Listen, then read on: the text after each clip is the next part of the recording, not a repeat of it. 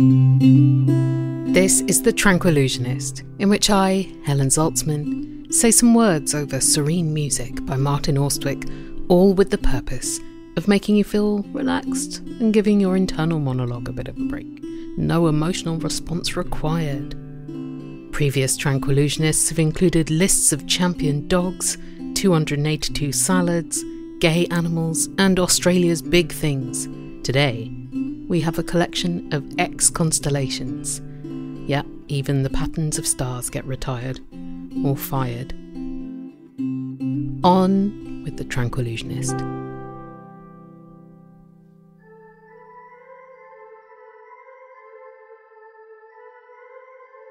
When I look up at the night sky and pick out the handful of constellations I can identify, I'm always beset by one particular thought.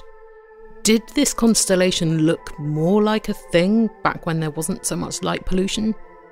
Because I'm not seeing Cassiopeia in those 5 stars. At best, I could see a paper boat. Maybe the shrug emoticon.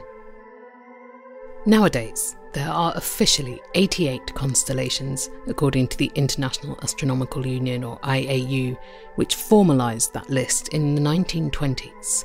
All the other constellations, filler, garbage, non-stellations, am I right? The official 88 cover the whole sky, so all points fall into their boundaries, and the way the IAU defines the constellations is by those boundaries, not by the stars within, or the shapes that those stars appear to form.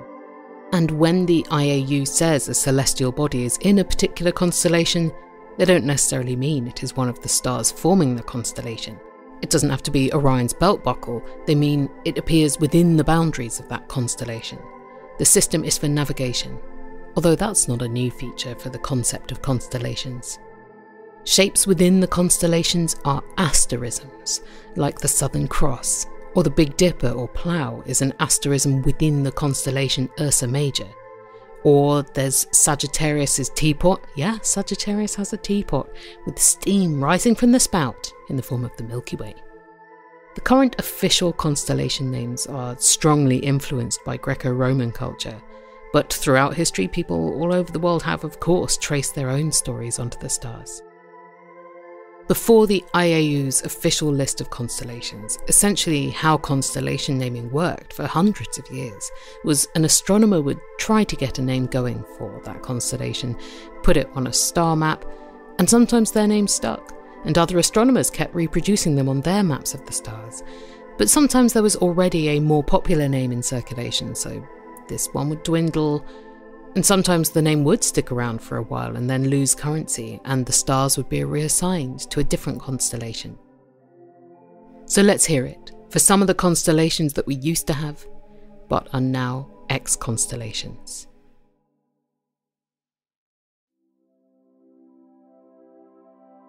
Let's hear it for Anguilla, the eel, named by John Hill, who was an 18th century English apothecary and botanist. Pin his name in your brain. Let's hear it for Antinous, named after the Roman Emperor Hadrian's lover, who around 1900 years ago died in his late teens in mysterious and possibly sacrificial circumstances, after which the grief-stricken Hadrian named a flower after him, and ordered a city in Egypt to be flattened, rebuilt and named after Antinous, and Hadrian got him deified and started a cult for worshipping him, which was pretty popular for 250 years. Oh yeah, and Hadrian named a constellation after him, which actually seems quite low-key after the city and the cult. Let's hear it for Apes, the bees, not to be confused with Apis, the bee. Apes, the bees, was renamed Vesper, the wasp, to avoid confusion with Apis, the bee. But you know what really would have avoided confusion is if Petrus Plancius, the astronomer who named them, yes, both of them, had had more range than the bee and the bees. Other insects are available.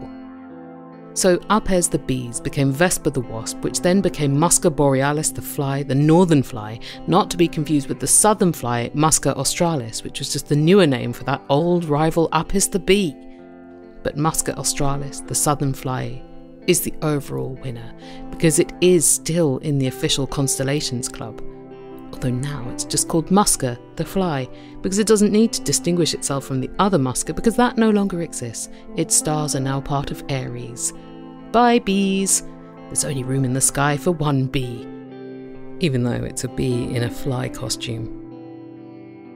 Let's hear it for Orania, the long-legged spider. That was another one named by John Hill, who had a real portfolio career. He started out as an apothecary, but when he got married young, he needed more money, so he tried botany as a side hustle. And when that turned out not to be where the big money is, he tried to become an actor. And when that turned out not to be where the big money is, he wrote a very angry rant about the theatre owners and the other actors, and after that, his career in theatre was as dead as the constellation Orania. Supposedly, he was such a bad actor that even though he was an actor and an apothecary, he couldn't get cast in Romeo and Juliet in the role of the apothecary. Let's hear it for Argo Navis, the ship Argo. It was a huge constellation. Our largest constellation now is Hydra, and the late Argo Navis was 28% bigger than that. But such a whopping constellation was considered impractically enormous. So, in 1930, the IAU split this celestial supership into 3 official constellations: the sail, the keel, and the poop deck. Isn't it a bit weird to have a poop deck without a ship to go with it? There was also a nearby constellation called Malus, the mast, but that was later abolished too. We remember Asellus Borealis and Asellus Australis, the northern ass and the southern ass. 2 donkeys. What did you think I was talking about? We remember Asterion and Kara, the 2 dogs. The dog names were thanks to a misprint. About 2,100 years ago, the Greek astronomer Ptolemy described these constellations as clubs, and when his work was later translated into Arabic, club was rendered as staff with a hook, and the Arabic word for hook looks very similar to the Arabic word for dogs, so this later all got translated into Latin as dogs with spears. Sure, why not? Some dogs will play fetch with anything stick-shaped. Let's hear it for the battery of Volta, named to commemorate the invention of the electric battery by Alessandro Volta. There was quite a lot of cutting-edge technology in the X constellations. There was Globus Aerostaticus, the hot air balloon, named in 1798 for the invention of the hot air balloon. And there was Machina Electrica, the electrical generator, and Officina Typographica, the printing office, named in honour of the Gutenberg printing press. But what technology do we have in the stars now? Just the plough? Where's the air fryer? We remember Bufo, the toad. That's another one by John Hill, who, along with the apothecarying and acting, also published novels and plays and an opera, and wrote about geology and honey and insects and wood and moss, and wrote a 650-page dictionary of astronomy.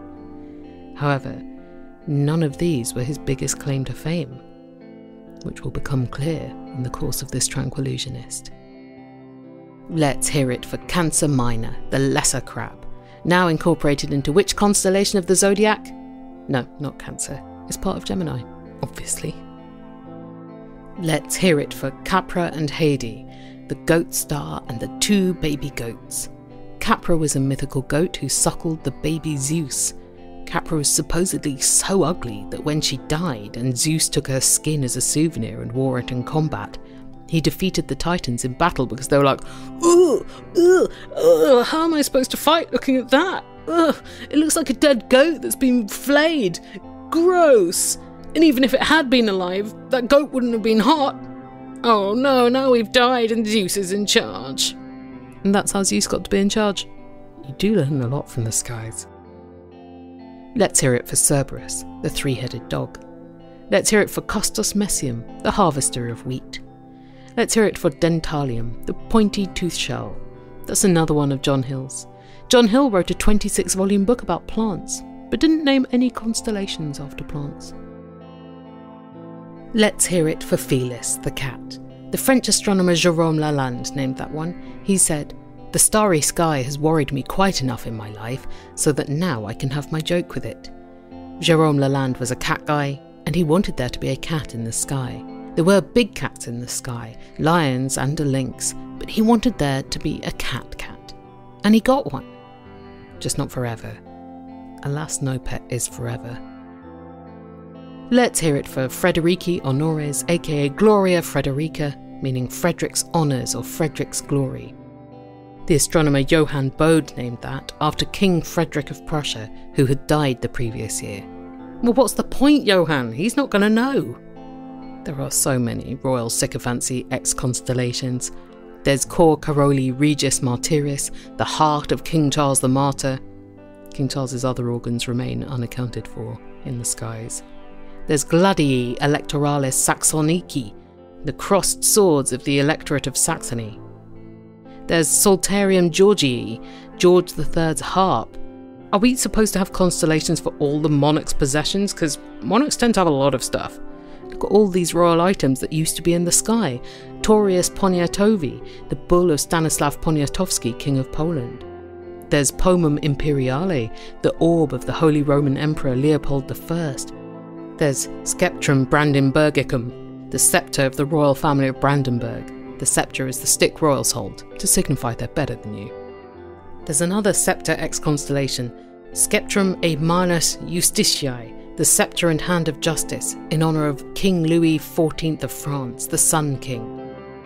Here's a new rule: anyone who owns a sceptre does not get a constellation as well. Let's hear it for Gallus, the cockerel. It's now part of the poop deck. Let's hear it for Gryphites, the devil's toenail mollusk, Hippocampus the seahorse, and Hirudo the leech, all three named by John Hill. He's having a great time making the sky his aquarium. Let's hear it for Jordanus, the River Jordan, and another river constellation that has been dumped, the Tigris. I agree with getting rid of these constellations, as stars were used for navigation and those are real rivers on Earth, so if someone says, turn left at the River Tigris, what if you guess whether it's the Earth one or the Sky one and get it wrong? It's dangerously confusing. Like how there shouldn't be two places called Vancouver on the same train line. A friend visiting me here has been caught out by that twice. Let's hear it for Leo Palatinus, a Palatine lion, named to honour the German aristocrats who were patrons of the observatory. This constellation did not catch on more widely though, because the thing about naming constellations to suck up to your patrons is that other astronomers don't need to give a toenail mollusk about that. Let's hear it for Limax, the slug. Named by, guess who? John Hill. He called slugs naked snails, which I guess is accurate enough, but naked snail sounds a bit pervy to me, like he's enjoying this a bit too much. Let's hear it for Linum Piscium, the fishing line. Oh come on, any series of stars can look like a fishing line. Let's hear it for Locium Funis, the log line, used by seafarers for measuring ship speed. The log line was a log attached to a rope with a series of knots along it, and they would throw the log off the ship and count how fast the rope unspooled. From this we get the term knot for nautical speed, and we got terms like logbook and login, which is more of a legacy than this constellation, which nearly all astronomers refuse to acknowledge. Any series of stars can look like a log line. Let's hear it for Lumbricus, the earthworm, named by John Hill. John Hill wrote satirical scientific papers about unicorn horns and pretending that water could turn into maggots, and he was probably naming these constellations as jokes too, which, why not?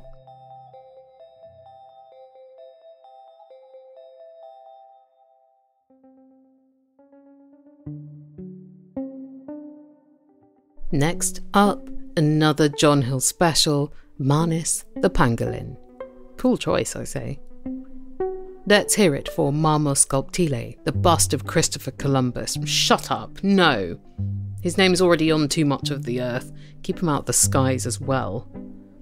This constellation was on a star map designed in 1810 by William Croswell, a cartographer from Boston, and he came up with two constellations that only appear on his own map, the bust of Columbus and Sciurus Volans, the flying squirrel. I think he should have been allowed to keep the flying squirrel. Let's hear it for Mons Mainalis, named after a mountain in Greece that bristles with mythical beasts. Let's hear it for Noctua, the owl. Let's hear it for Patella, the limpet, named by John Hill. as well as being a prolific writer and namer of constellations. John Hill was a notorious troll, and he had beeves with many of London's high-profile writers. One of the most famous, Henry Fielding, used to refer to John Hill as the little paltry dunghill, to the point where something called the Paper War erupted, where writers would publish essays and poems critiquing Hill in the newspapers, and Hill would swipe back in the newspapers. Presumably there was no actual news to print because this paper war raged on for 2 years. Yes, these adult men stank up the newspapers for 2 years, until the decisive battle, which was an epic poem called The Hilliad, satirising John Hill for 259 lines. Hey, if my podcast gets a 1-star review that's even just a single sentence long, it ruins my whole day. A 259-line diss poem would probably kill me. Let's hear it for Phaeton, the son of the sun god Helios, because Phaeton was so bad at driving his chariot that he nearly crashed into the earth and the sky. Zeus decided he had to stop him destroying everything and killed him with a lightning bolt. You know, Zeus had many bad points, but he was never indecisive. Let's hear it for Phenocopterus, the flamingo, now known as the crane, which is similar. Let's hear it for Pinna Marina, the mussel. Yep, John Hill there, still loving putting little sea blobs into the sky. Let's hear it for Pluteum, the parapet. Parapet seems a tricky concept to express in stars. This was the less popular name for Equuleus Pictoris, the painter's easel or the painter's small horse. Horse in the same sense that occurs in gymnastics horse. The painter didn't have a Shetland pony, as far as I know. Let's hear it for Polyphylax, guardian of the pole. So now the pole is unguarded. Go get it! Let's hear it for Quadrans Muralis, the mural quadrant measuring instrument that astronomers use to measure the position of stars. That's meta. There were some other practical X-constellations, including Tarabellum, the drill, for when you have to put up a shelf in space. Let's hear it for Ramus Pomifer, the apple branch, being held by Hercules, probably to commemorate the 11th of his 12 labours, when he had to steal Zeus's golden apples. We've seen how Zeus punishes bad drivers. Dread to think what he'd do if you steal his apples. Let's hear it for Rangifer, the reindeer, named to commemorate the French mathematician Pierre-Louis Maupertuis going on an expedition to northern Finland to measure what shape the Earth is, because at the time he was in a spat with astronomer Jacques Cassini over whether the world is oblate, like a satsuma, or prolate, like an egg but symmetrical. So Maupertuis went to northern Finland, measured the meridian, and declared the winner to be himself. And while he was at it, I guess he also saw a reindeer. Let's hear it for Robur Carolinum, the oak tree that King Charles II hid in after his army was overthrown by Republicans. The tree died after royal-loving tourists cut off too many branches as souvenirs. But thanks to the tree, Charles stayed hidden and thus alive, and did not have too many of his heads cut off, as in more than 0 of his heads.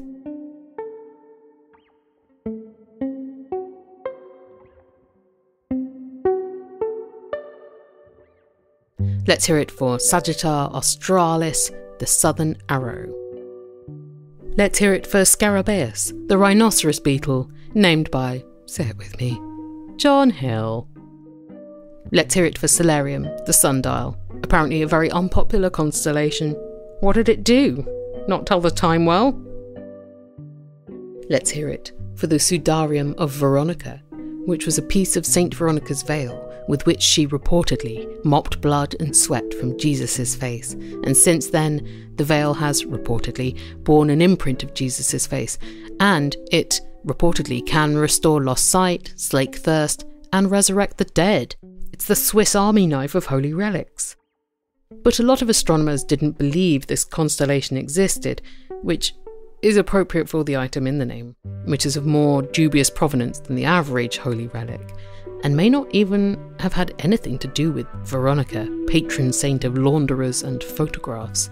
The Veronica part might have been a mishearing of Vera Icon, the true image. That's the explanation the Catholic Encyclopedia has gone with. You know what? I'm glad this constellation has been benched. There's way too much uncertainty. Let's hear it for Tubus Herschelii Major and Tubus Herschelii Minor, meaning William Herschel's big telescope, 20 feet long, and William Herschel's small telescope, a mere 7 feet long. These constellations were named by the Hungarian astronomer Maximilian Hell, which, if I had that name, I would be naming everything after myself. But he named them after the astronomer William Herschel, to commemorate him discovering, in inverted commas, the planet Uranus. Pronouncing it is dangerous. Maximilian Hell had never actually seen William Herschel's telescopes, so he got the type of telescope wrong. He depicted the 7-foot telescope as a refractor telescope, when in reality it was a reflector telescope. Super embarrassing. So if you were looking at the skies and thinking, that sure doesn't look like a refractor telescope to me, you're correct. There is a crater on the moon named Hell after Maximilian Hell. Let's hear it for Testudo the tortoise, named by John Hill. As far as I know, of all the constellations John Hill named, none of them have survived. Let's hear it for Triangulum Majus and Triangulum Minus, the big triangle and the small triangle, ditched because those constellations were just triangles, like literally any selection of 3 stars.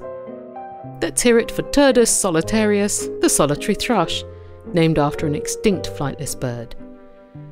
I also would remove my own name if my name was Turdus. And finally, let us hear it for one last disused constellation treat courtesy of John Hill. Uranoscopus, the stargazer fish that has eyes on top of its head for looking towards the skies and seeing a constellation that looks like itself. John Hill for a while yearned to be allowed to become a Fellow of the Royal Society, which is a learned society for science that still exists in London. He didn't get in, so he began writing basically a Royal Society burn book. He tried to make the society look scientifically ridiculous by getting it to print a letter titled Pregnancy Without Intercourse, although at the time in 1750 sexual intercourse was the only known way for a human to conceive. He wrote the letter under an alias, pretending to be a midwife, claiming he had incontestable evidence of a woman becoming pregnant without any, quote, commerce with a man. He said he invented a special machine to collect airborne pregnancy bacteria that turn out to be shaped like tiny men and women. Then he fed these bacteria to his chambermaid, kept her in a room that even male dogs were forbidden to enter, and waited for her baby to appear. He argued that the king should ban sex for a year to test that pregnancy was indeed airborne. This letter was printed all over Europe, and I don't know if that was because they were fooled into believing in germ theory pregnancy, or because they realised it was a funny joke. Those were some of our ex-constellations, erstwhile stories in the stars, celestial palimpsests.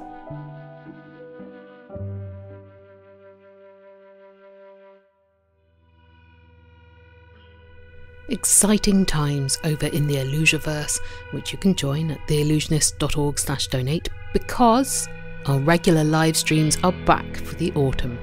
The live streams are where you hang out with me and my husband Martin for an hour on YouTube, and we chat and have relaxing readings from reference books. It's like an extra Tranquillusionist. And Martin and I get to pretend that you are our children come home for the weekend. How we've missed you. And for added family fun, together we are watching the current seasons of Great British Bake Off, which is much better as a group activity, and Taskmaster, wherein my brother Andy is attempting to do things, which is always entertaining to watch. We also have some movie watch-alongs coming up in October in the Illusiverse Discord, which is a very pleasant online gathering place. And you members of the Illusiverse get behind-the-scenes info about the making of every episode, plus other sundries. All that, and the altruistic glow that comes from you helping to keep this show afloat financially. From just $2 a month, that is value. Head to theillusionist.org/donate. Your randomly selected word from the dictionary today is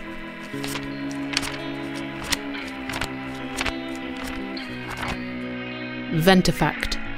Noun, geology. A stone shaped by the erosive action of wind-blown sand. Try using Ventifact in an email today.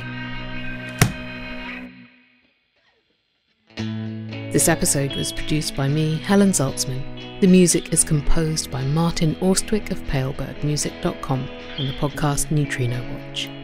Next time I'll be back with the traditional episode where you hear from other people than me. Isn't that exciting? Meantime, you can hear or read every episode, get more information about the topics they're in, donate to the show and become a member of the Illusiverse. Find me on the socials, check out any upcoming Illusionist events, and see the full dictionary entries for the randomly selected words, all at the show's forever home, theillusionist.org.